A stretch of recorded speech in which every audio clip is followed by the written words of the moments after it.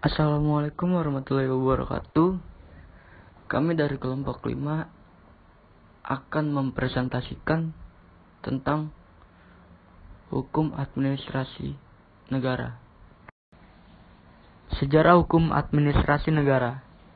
Hukum administrasi negara berasal dari negara Belanda yang disebut dengan administrative recht atau Bestuurrecht, yang berarti adalah lingkungan administratif di luar yudisial dan legislatif.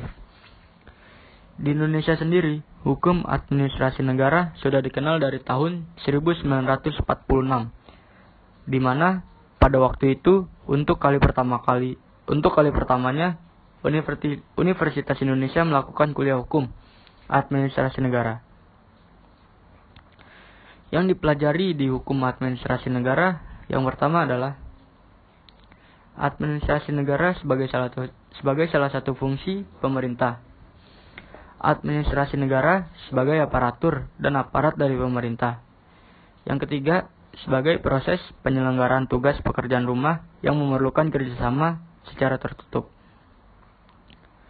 Definisi hukum administrasi negara menurut para ahli. Yang pertama, Logeman mengetengahkan hukum pemerintahan atau hukum administrasi negara sebagai seperangkat norma-norma yang menguji hukum istimewa yang diadakan untuk memungkinkan para pejabat atau alat tata usaha negara atau alat administrasi negara melakukan tugas mereka yang khusus. Hukum administrasi negara tidak identik atau sama dengan hukum yang mengatur pekerjaan administrasi negara, karena hukum yang mengatur pekerjaan administrasi negara sudah termasuk dalam hukum tata negara. Yang kedua, menurut Dr. Prajudi Atmosudirjo, SH.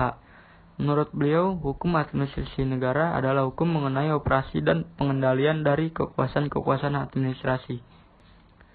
Sangat sulit untuk dapat memberikan definisi hukum administrasi negara yang dapat diterima oleh semua pihak, mengingat ilmu hukum ini terus berkembang dan mengikuti arah suatu negara.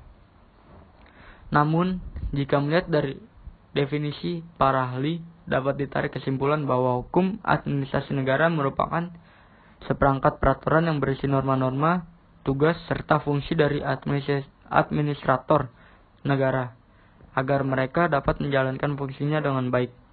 Yang sekaligus,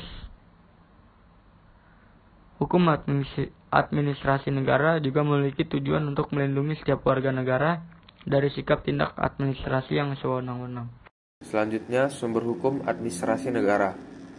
Sumber hukum administrasi negara terdiri dari yang pertama undang-undang. Undang-undang di sini memiliki artian luas. Yang kedua, kebiasaan atau praktik alat tata usaha negara. Yang ketiga, jurisprudensi. Yang keempat, doktrin atau pendapat para ahli. Yang kelima, traktat. Pembagian Han. Menurut Philippus John, ia membagi Han menjadi dua.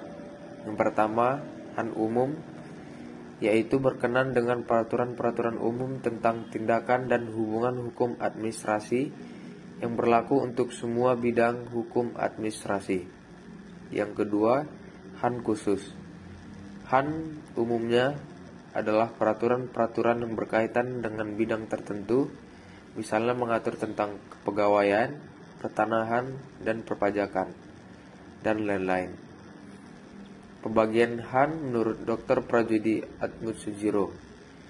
Ia juga membagi Han menjadi dua.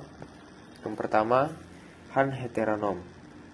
Han heteronom ialah hukum yang mengatur seluk-beluk organisasi dan fungsi administrasi negara yang bersumber dari Undang-Undang Dasar, TAP MPR, dan Undang-Undang.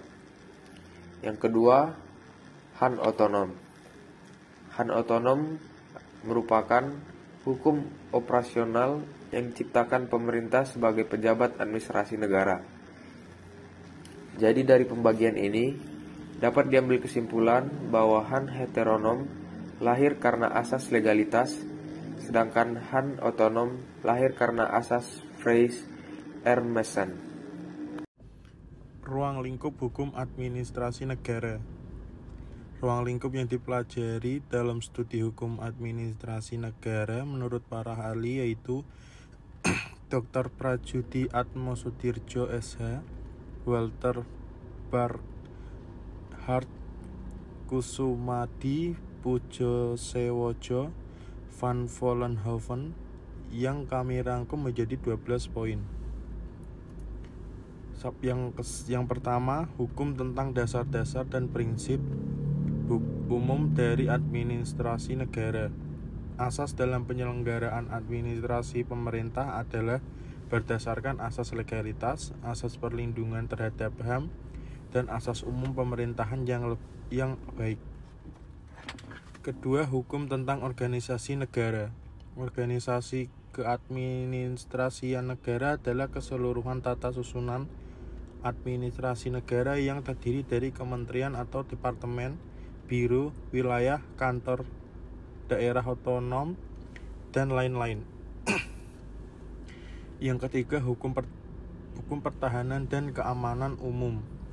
Diatur dalam Undang-Undang 1945 Pasal 30 Ayat 1 yang berbunyi, tiap-tiap warga negara berhak dan wajib ikut serta dalam usaha pertahanan dan keamanan negara.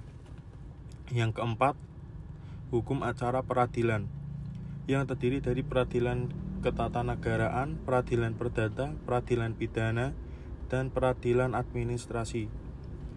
Yang kelima, hukum tentang aktivitas-aktivitas dari administrasi negara yang bersifat yuridis. Yang keenam, kelembagaan.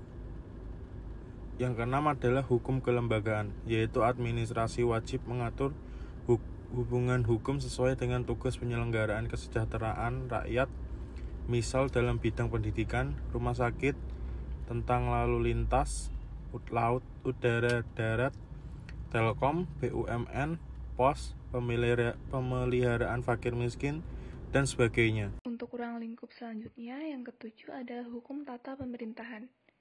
Hukum tata pemerintahan adalah keseluruhan aturan hukum yang mengatur bagaimana alat-alat kelengkapan administrasi dapat diatur tugas dan fungsinya masing-masing.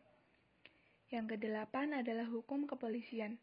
Kepolisian dalam arti sebagai alat administrasi negara yang sifatnya preventif, misalnya untuk pencegahan dalam bidang kesehatan, penyakit flu burung, malaria, pengawasan dalam pembangunan, kebakaran, dan lalu lintas. Yang kesembilan adalah hukum peraturan perundangan. Hukum ini mengatur tentang salah satu kebijaksanaan tertulis yang membuat aspek pengaturan dan dibuat oleh aparatur negara. Yang ke-10 adalah hukum hubungan luar negeri, di mana hukum ini mengatur setiap kegiatan yang berkaitan dengan aspek nasional maupun internasional yang dilakukan oleh pemerintah, baik itu pemerintah pusat maupun pemerintah daerah. Yang ke-11 adalah hukum tentang peradilan administrasi negara, yaitu hukum yang mengatur bagaimana peradilan administrasi negara di bawah kekuasaan kehakiman dapat menegakkan hukum dan juga keadilan.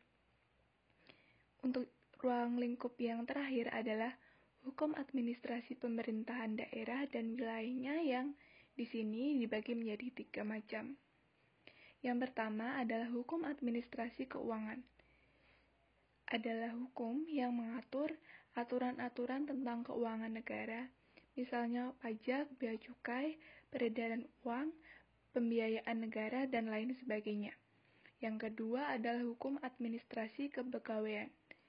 Hukum ini mengatur tentang pegawai negeri sipil atau PNS, mulai dari proses perekrutan, pemberdayaan, bahkan sampai pada proses pemberhentiannya. Dan yang terakhir atau yang ketiga adalah hukum administrasi material, atau biasa disebut sebagai hukum antara, karena berada di antara hukum privat dan hukum publik. Dalam pembahasan ruang lingkup, dapat dikatakan bahwa hukum administrasi negara mempelajari negara dalam keadaan bergerak, tentu memiliki ruang lingkup yang luas, tidak hanya terbatas pada apa yang telah dijelaskan, karena perkembangan kehidupan bernegara dengan berbagai kompleksitas permasalahannya membuat tugas dan perannya juga menjadi luas. Sekian dari kelompok kami. Terima kasih.